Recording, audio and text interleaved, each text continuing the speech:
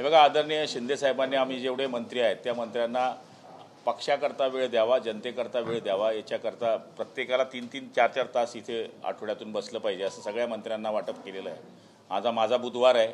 बुधवारी मी 4 ते 7 माझी वेळ साहेबांनी या ठिकाणी ठरवली आहे. इथे ज्या बारक्या बारक्या समस्या येतात, फार छोट्या समस्या लोकांच्या महाराष्ट्रभरातून येत असतात आणि त्या फोनवर सहज सुटू शकतात. 100% नाही पण कमीत कमी 50-60% समस्या अशा असतात की त्या फोनवर सुटू शकतात. आणि मंत्री जरी मी कुठल्याही डिपार्टमेंटचा असलो तरी मंत्र्याचा सगळीकडे अधिकार असतो, कोणत्याही डिपार्टमेंटशी तो बोलू शकतो. आणि जर ते प्रश्न त्याला गिरट्या मारण्यापेक्षा जर सुटत असतील तर सहज तो आनंदित होत असतो. आणि मला तरी असं वाटतं की साहेबांनी ही जी पक्षाची पद्धत घालून दिलेली आहे जनता दरबाराची, तर त्याच्यामध्ये प्रत्येक दिवशी जरी 500-700 लोक आले तर 3-4 हजार लोकांच्या समस्या जर आठवड्याला सुटू शकतात. तर त्या पद्धतीने आज पहिला दिवस होता आणि आम्ही कामकाजाला सुरुवात केलेली आहे. साहेब, राजकीय प्रश्न आहे. संजय राऊत यांनी अंधश्रद्धेबाबत बरंचसं विधान केलं आहे. एकनाथ शिंदेंवर पण टीका केली आहे आणि त्यांचं असं म्हणणं आहे की जे रेडे कापले होते त्याची शिंग फुगली वर्षा बंगल्याने आणि म्हणून मुख्यमंत्री तिथे राहायला जात नाही. हे बघा, आता संजय राऊत म्हणजे हा सडलेला आंबा आहे. म्हणजे तो काहीच कामाचा नाही, नुसता दिसण्याचा कामाचा, कोळ राहिली त्याची फक्त. आणि त्यांना एकनाथ शिंदेशिवाय दुसरं काही दिसत नाही. मूळ एकनाथ शिंदेंची इथे गेले ना गुवाहाटीला, तर त्यांचं म्हणणं आहे की ते शिंग वर्षामध्ये आहेत. त्यांनी जाऊन ते शिंग त्याच्या, आता मला जास्त बोलता येत नाही पण मला तरी असं वाटतं की एवढा शिंगाचा नांद आहे मला माहीत नव्हतं त्याला. आणि खेड्यामध्ये अशी म्हण आहे, आला अंगावर तर घेतलं शिंगावर. तर ही 30 शिंग आहेत की ज्यांनी गुवाहाटीला जाताना सगळ्यांना शिंगावर घेऊन आपला भगवा झेंडा रोवला होता. नक्कीच ते आता म्हणतात की गंगामध्ये जाणार आहेत, तिथे सुद्धा महाकुंभाला जाऊन पाणी करणार आहेत.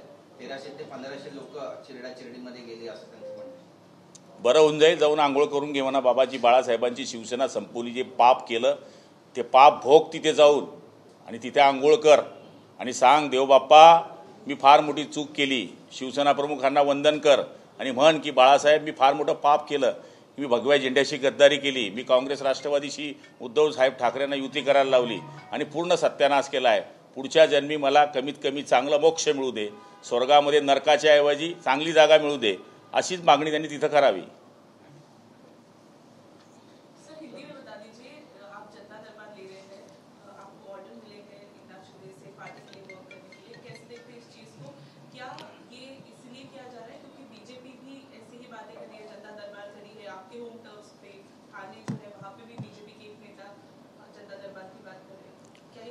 देखो, हम हमारे तहसील में बोलो या डिस्ट्रिक्ट में जहाँ पे जाते हैं तो जनता दरबार जैसा ही काम करते हैं. लेकिन यहाँ पर स्टेट से जो लोग आते हैं वो जो उनके छोटे छोटे काम होते हैं, छोटे छोटे समस्या होती है वो हल नहीं होती. यहाँ पर आने के बाद यदि बता देते तो 50% समस्या तो फ़ोन लगाकर बोलो या लेटर देकर उनका काम हो सकता है. और वो खुशी खुशी उनका काम होने से पार्टी का भी काम होता है और ऐसा लगता है कि सेना हमारे पीछे खड़ी है. और आदरणीय शिंदे साहब ने जो हमको आदेश किया है कि आप हफ्ते में यहाँ पर एक दिन बैठिए, तो हम जितने मिनिस्टर हैं सबको ड्यूटी लगाया इधर और हम जनता दरबार का छोटा मोटा काम यहाँ पर कर रहे हैं. और मुझे लगता है कि आगे चल के इसको बहुत बड़ा रिस्पांस मिलेगा. कोई भी पार्टी अपना जनता दरबार करती है तो जनता के लिए अच्छा है. तो ज़्यादा ना घूमे, उसको तकलीफ ना होवे और उसके काम होवे.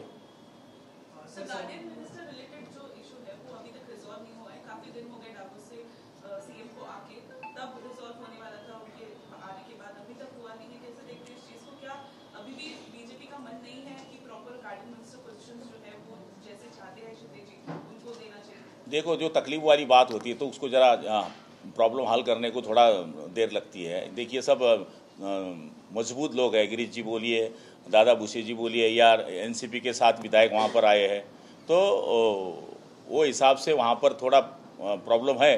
लेकिन मुझे मालूम है कि इसके पहले भी बड़ी बड़ी घटना घटी, लेकिन बाद में सुलझाई गई. ये भी सुलझाया जाएगा.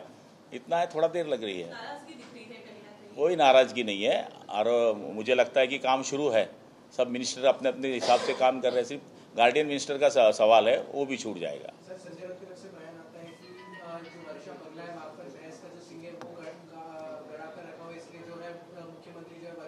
वो सड़ा हुआ आम है ना, वैसी चीज़ है वो.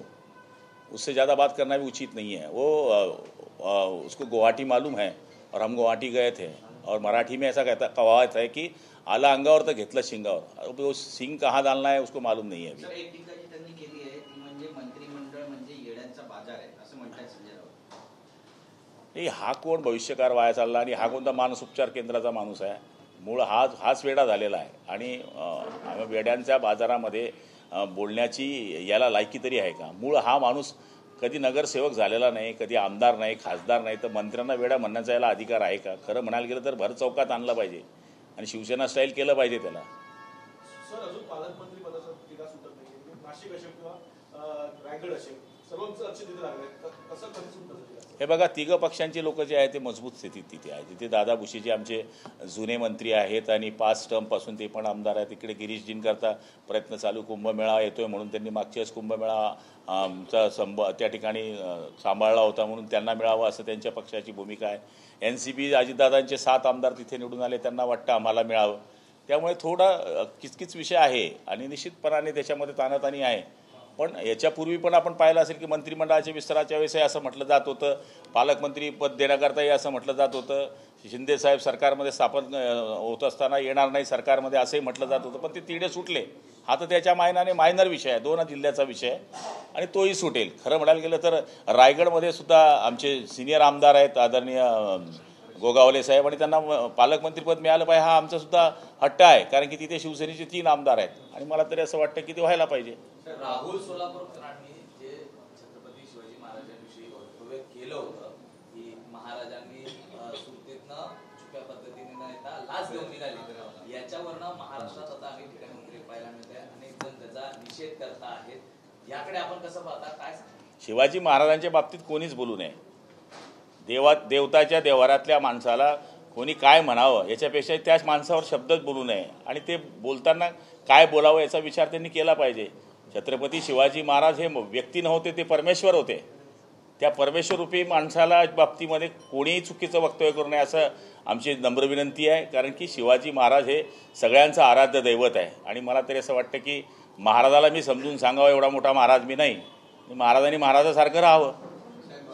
दिल्ली विधानसभा के लिए आज जो है मतदान किया गया, आप ये मानते हैं कि 2015-2020 की तरह 2025 में भी जो मुकाबला है वो केजरीवाल के लिए एक तरफा रहने वाला है? मुझे नहीं लगता ऐसा.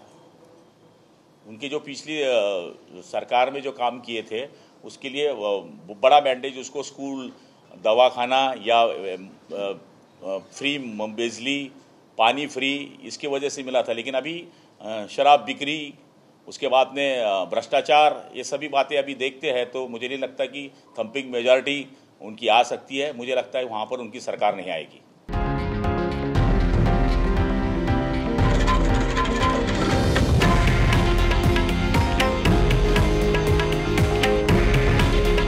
हे आहे देशातील नंबर 1 न्यूज नेटवर्क आणि आपण पाहत आहात TV9 मराठी. काळजी तुमची, हित महाराष्ट्राचं.